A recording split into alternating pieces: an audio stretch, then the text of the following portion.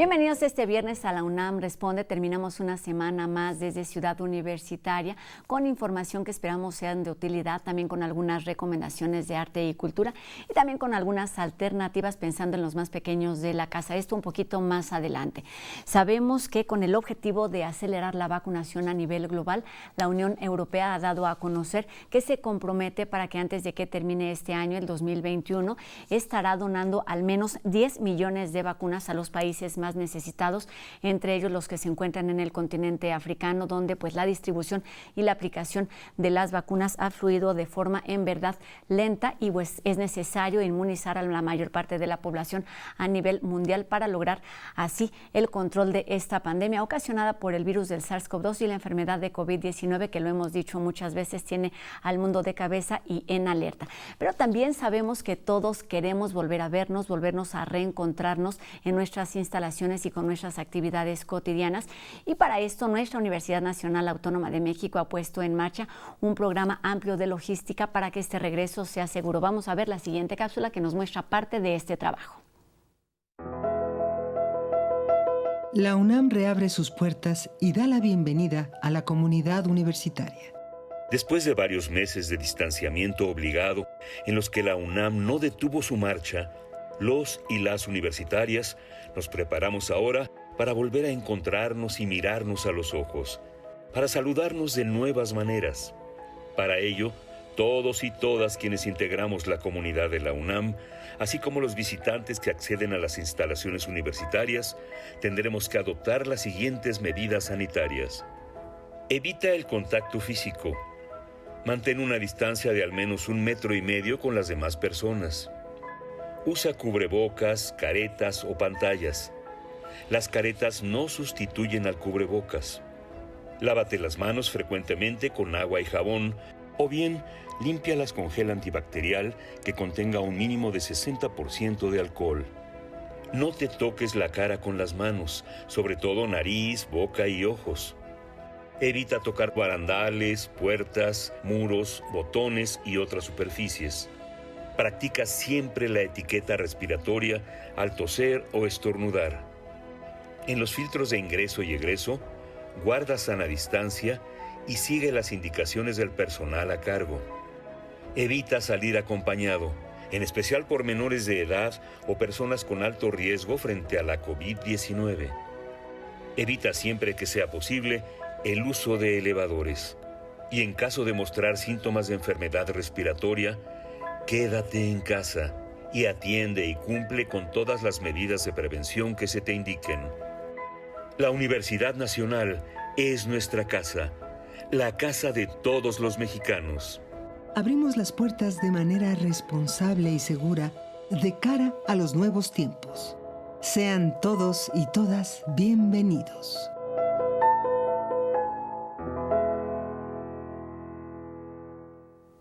Así es, debemos adaptarnos a esta nueva realidad para volver a vernos y para volver a reencontrarnos. Y bueno, sabemos que los niños necesitan siempre espacios para promover la imaginación, pero también el movimiento, la creatividad y el conocimiento. Hoy conoceremos Catapulta, un laboratorio de experiencias creativas, y para conocer cómo ha funcionado antes y durante la pandemia, me da gusto saludar a Columba Zavala, quien es licenciada en danza contemporánea, es docente, creadora y directora de este proyecto Catapulta. ¿Cómo estás? Buenas tardes. Un gusto que nos acompañes aquí en la UNAM Responde. ¿Qué tal, Rosa? Muy contenta de estar aquí contigo y compartiendo acerca de toda esta labor con las infancias. Pues vamos a empezar con esto. No es un taller, no es un centro cultural. ¿Qué es Catapulta? Pues justo como su nombre lo dice, es un laboratorio de experiencias creativas. Organizamos los contenidos y los lenguajes, las prácticas artísticas por laboratorios, y es como el punto central del proyecto, el cómo se hacen las cosas. Tenemos el énfasis puesto en el hacer las cosas de una manera distinta, aprender un poco a la inversa que aprendemos en la escuela o en un taller. Es decir, no ponemos el objetivo final en tener un producto terminado o en aprender las técnicas, sino en experimentar todo el tiempo. Sobre todo cuando somos niños, niñas, ya podemos tocar instrumentos, ya podemos bailar, y a partir de practicar y experimentar, podemos ir necesitando más recursos técnicos, podemos necesitar más herramientas que los guías y los laboratoristas expertos vamos dando a los grupos. Pero son procesos creativos abiertos. No hay, digamos, grados, no te gradúas, sino es un proceso extendido en el tiempo que también promueve el ocio y otra manera distinta de estar en el mundo, que no sea solamente para producir, para sacar un 10, para pasar de año, sino una manera distinta de estar para fomentar las habilidades subjetivas, para hacer un camino de autoconocimiento. Y es que a veces lo más complicado es lo más sencillo y es solamente el estar y hay que saber aprender a hacerlo de esta manera. ¿Por qué no nos platicas cómo funciona este proyecto? Está basado, como bien nos dices, en laboratorios y cuál es el objetivo de poner en sincronía estos conceptos que pueden ser tan dispersos como el arte y la educación, la imaginación, el movimiento, la concientización. Claro, en realidad es muy flexible el proyecto. Hemos generado una estructura donde puedes ir 1 hora a la semana, muchas horas a la semana. Trabajamos también en colaboración con algunas escuelas, a veces en proyectos, presencial, en línea. Realmente es pues bastante complejo el proyecto. Se ha, aparte con la pandemia, todavía multiplicado más las posibilidades con estas cosas virtuales. Y hay muchas maneras de estar en el proyecto, también para artistas, también para maestros. Puede ser colaboraciones a largo plazo, a corto plazo, por proyecto. Entonces es realmente muy, muy accesible y lo más importante es que se comuniquen con nosotros y nos digan sus inquietudes. Trabajamos mucho con las inquietudes y las necesidades que la comunidad nos va planteando. Entonces tú te puedes inscribir a una clase y está hecho para que todas las otras estén muy cerca de ti, tanto accesibles económicamente como en horario, como en la comunidad de niños, de maestros. Entonces eso te empieza a contagiar y normalmente a veces un niño o una niña entra por un interés en particular y se va ampliando el horizonte, que es un objetivo principal en Catapulta. Buscando todas esas alternativas. Lo mencionabas hace unos minutitos y están muy ocupados e interesados en el cómo presentarle las cosas. Háblanos de las metodologías, las estrategias que ustedes utilizan para tener una interacción clara y efectiva con los más pequeños. Así es, pues sobre todo hemos logrado tener metodologías propias, es decir, que vienen desde las pedagogías invisibles, el arte educación, la educación disruptiva, y todo esto genera un espacio distinto en el aula, desde cómo están planteados los espacios, las herramientas, desde cómo nos hablamos, desde cómo nos presentamos, y cada pequeño detalle tiene, como por ejemplo en las artes escénicas, que de ahí venimos varios en Catapulta, cada elemento de las artes escénicas cuenta y dice algo. Entonces, tener en cuenta todos esos elementos, tanto para generar otro ambiente como para crear nuevos escenarios y lenguajes artísticos. Y la otra es, pues, la intención de Catapulta es romper esta práctica disciplinar. Entonces, aunque empezamos con prácticas pues de danza, de música, las vamos rompiendo en la práctica para traer otras prácticas y otros lenguajes, y eso también me parece que abre muchas posibilidades en los procesos de pensamiento y de estar en los niños y en las niñas. Catalina, te refieres a educación disruptiva. Me gustaría que nos ayudaras a explicar este concepto y cómo la pedagogía, pero también la educación y las neurociencias están presentes en todos estos procesos que deben agilizarse y promoverse entre las infancias. Claro, pues justo en esta época de complejidad creo que las neurociencias son una gran herramienta dentro de la educación que nos ayuda a observar cómo se dan los procesos de cognición, sobre todo en las etapas infantiles, y a nosotros nos ha dado gran certeza de que trabajamos a partir del cuerpo, podemos abrir justamente todos estos canales neurológicos, canales de pensamiento. Pensamos finalmente con cada célula del cuerpo, aprendemos con cada célula del cuerpo, y eso al ponerlo en acción, al tomar en cuenta el cuerpo entero como un ser pensante y activo, cambia totalmente las dinámicas. Hablar de pedagogías disruptivas es hablar de corrientes que vienen desde el arte educación, promoviendo pues otros lenguajes artísticos dentro de las prácticas educativas. Entonces, realmente creo que en esta época, como decía, de complejidad, es muy importante mezclar, copiar, desobedecer las estructuras para que creamos otras más desde el arte. Y en eso las neurociencias, la transdisciplina, que es también el gran reto, creo que que nos toca como educadores, como artistas, son las herramientas principales para el pensamiento y para la acción. Oye, para terminar de entender en dónde están y hacia dónde van, pues vamos a aclarar un poquito que ustedes ya tienen algunos años trabajando de forma presencial a través de estos laboratorios que son básicamente clases, talleres, para decirlo de forma como muy sencilla. Platícanos cuáles son los temas y cómo es que trabajan las personas con los niños. ¿Son laboratoristas, son especialistas y cómo es que se personaliza este trato y esta comunicación con los niños? Claro que sí, Rosa. Tenemos un equipo muy grande de especialistas, de artistas que tienen especialidad en lenguajes y prácticas, pero que también tienen esta característica de que su práctica, tanto educativa como artística, es transdisciplinar y tienen varias herramientas. Entonces, esto nos ha ayudado a esto que te comentaba, de dislocar estas prácticas que suelen ser pues más tradicionales y disciplinares. Romper Por ejemplo, esquemas, básicamente. Exactamente. Te voy a poner el ejemplo de una de las prácticas que es muy concurrida en Catapulta, que es el Gravity Lab, es la práctica de la danza aérea, y lo que nosotros hemos hecho es mezclar esta práctica que viene de las prácticas de educación no formal dentro del circo, de las prácticas no formales de la danza. Le hemos cambiado los nombres digamos, a los ejercicios, a las posturas. Hemos introducido conceptos de ciencia, de gravedad, de física. Hemos también incluido cosas de educación somática a partir de estas prácticas que normalmente solo son vistas o solo son hechas para la representación de figuras, ¿no? Entonces estamos todo el tiempo viendo por dónde les abrimos a estas prácticas y funciona increíble, y los que más lo hacen de manera natural pues son los niños, como podrán ver ahorita en las imágenes. Aparte, todo esto a mí me conmueve mucho porque son las casas de niñas y niños de Catapulta a las que hicimos todo este programa que se llama Gravity Home.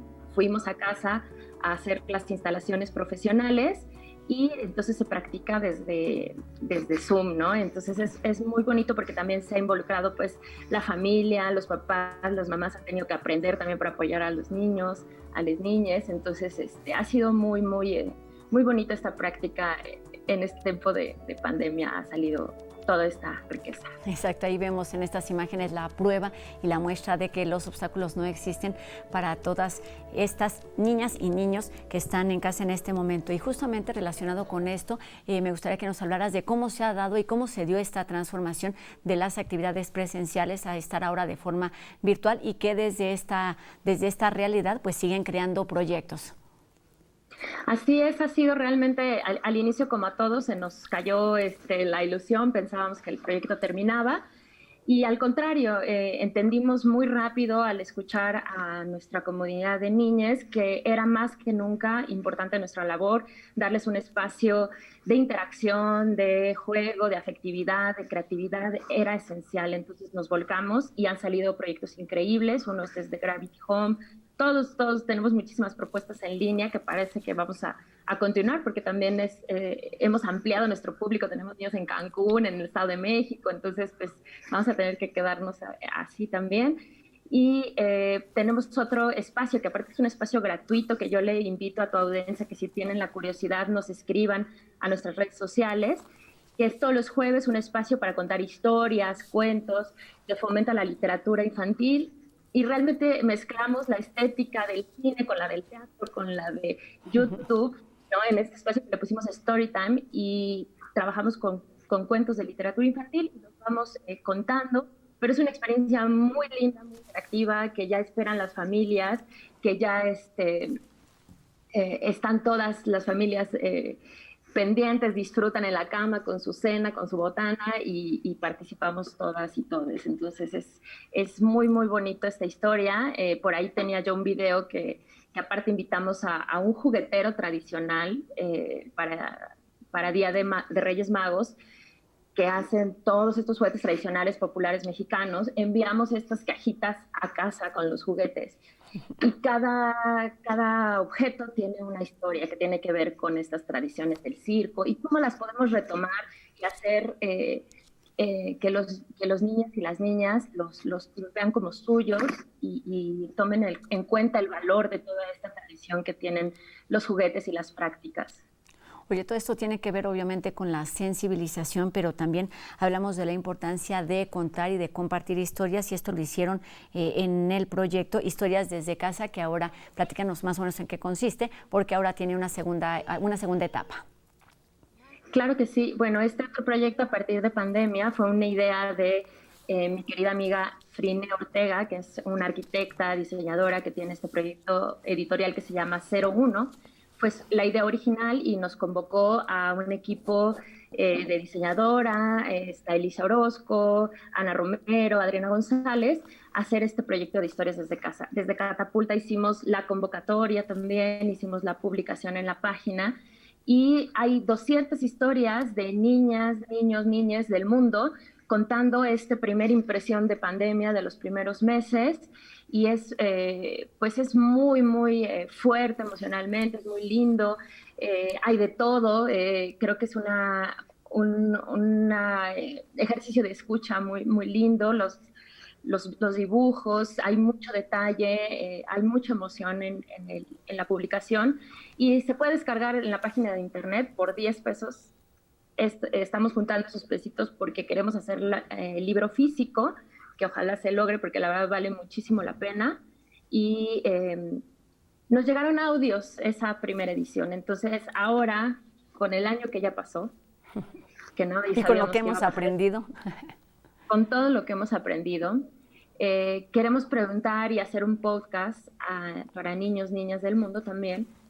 ¿Qué ha pasado en este año? ¿Cómo se ven regresando ya sea a la escuela o a ver a sus amigos o a la aparente normalidad? Porque eso da miedo, da incertidumbre. Entonces, preguntar acerca de eso, cómo se sienten, cómo lo están viviendo y qué expectativas tienen de esto, ¿no? Entonces, es la primicia que teníamos ahí, una convocatoria que está ahí en pantalla, que dice participa en un podcast, y es la parte 2 que vamos a hacer. Entonces también los invitamos en casa a participar, y ahí vienen los datos, nada más tienen que mandarnos el audio por WhatsApp o correo electrónico, y lo vamos a publicar también como complemento de Historias desde Casa.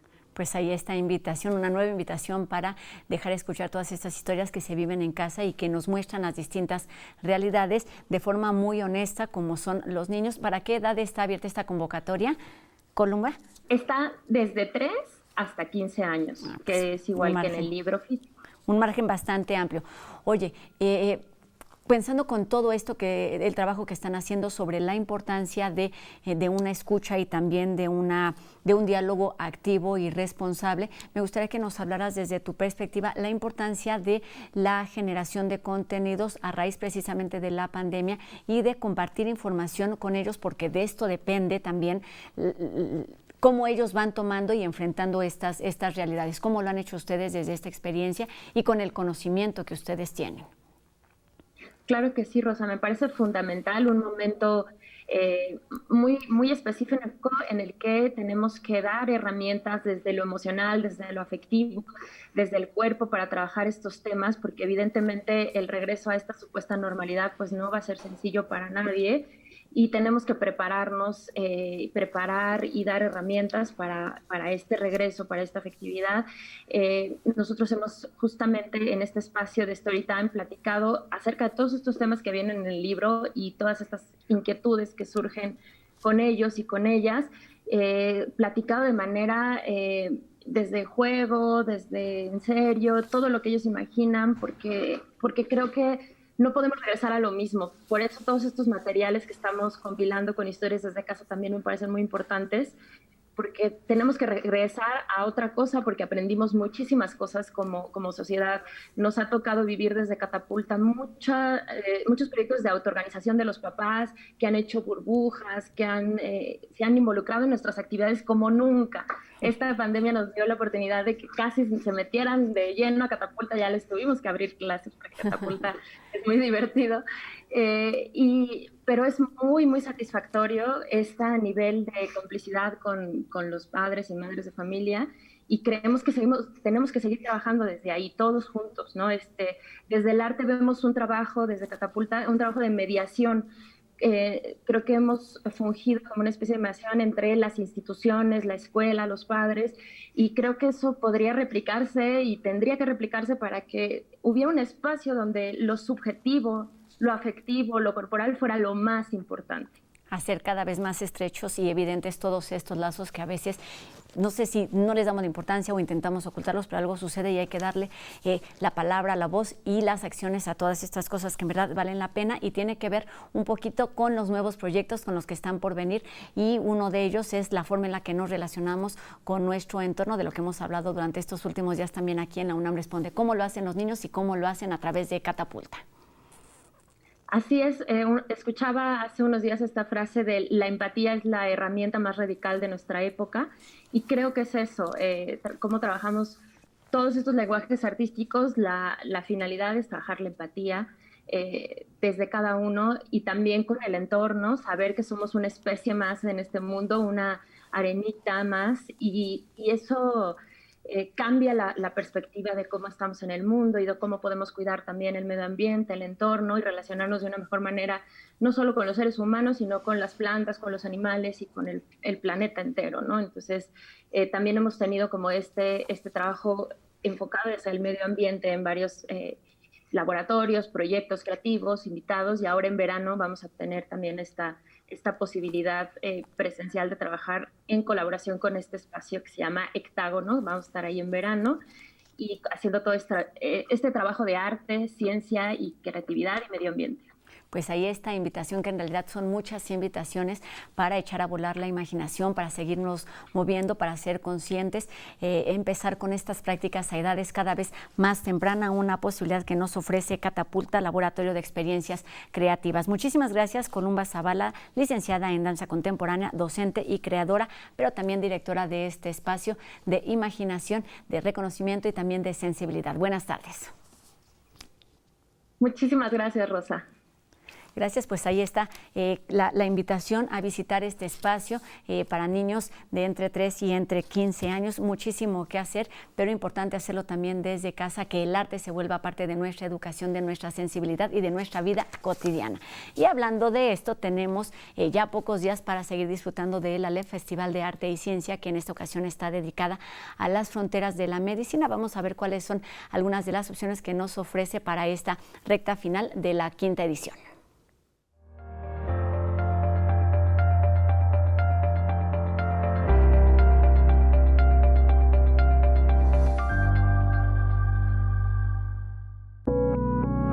En el marco del Festival El ALEF de Arte y Ciencia, este año tenemos 2 mesas de conversación maravillosas que hemos organizado desde la coordinación con la colaboración de la Cátedra Rosario Castellanos, que depende de la Coordinación de Difusión Cultural.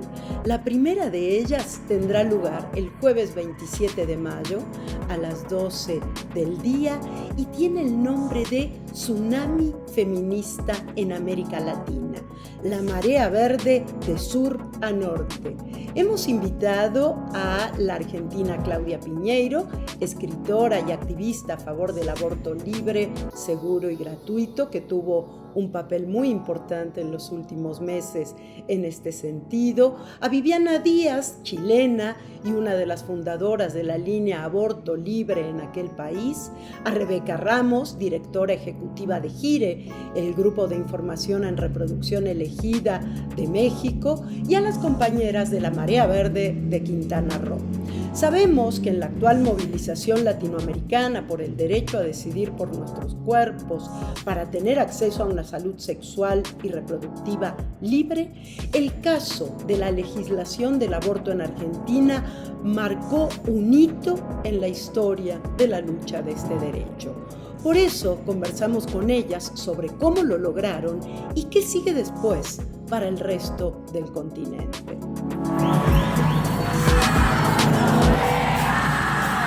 La segunda mesa de conversación, el performance como un espacio de sanación colectiva, y será con las 4 fundadoras de la colectiva chilena Las Tesis. Ese grupo que logró que miles y miles de mujeres en todo el mundo, en todas las lenguas que existen, bailaran este performance que tiene el título de Un violador en tu camino. Me acompañará en este diálogo alguien que sabe mucho de este tema también, que es nuestra colega, coordinadora de la Cátedra Rosario Castellanos y performancera, ella misma, Julia Antivilo. Sin duda será un diálogo apasionante el que podamos tener con estas chicas que se basaron además en las tesis de la pensadora feminista Rita Segato y la transformaron en esa expresión de enojo y de sanación colectiva. Esto será el sábado 29 de mayo a la 1 de la tarde. Allí les esperamos. ¡El violador eres tú!